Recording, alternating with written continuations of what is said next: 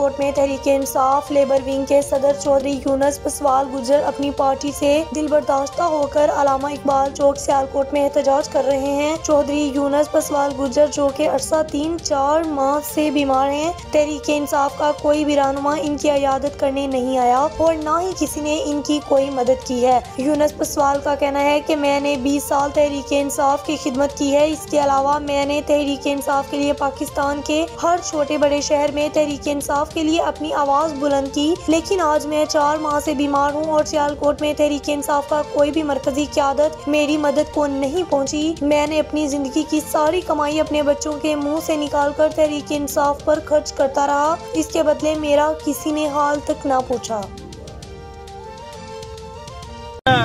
मेरा धरना वाला है, मेरा रेलिया है, शैलिंग फट गया है, मेरे बच्चे है, साइकिल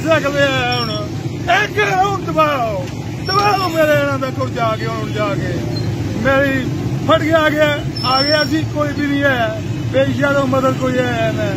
मैं तू क्यों मैं क्या है ना मेरा शैलिंग भी है, शैलिंग करना किता है, रेलियां किता है, जुलूस किता है, लेबर किता है, मजदूर को किता है, आज फरदोस भी कोई नहीं है,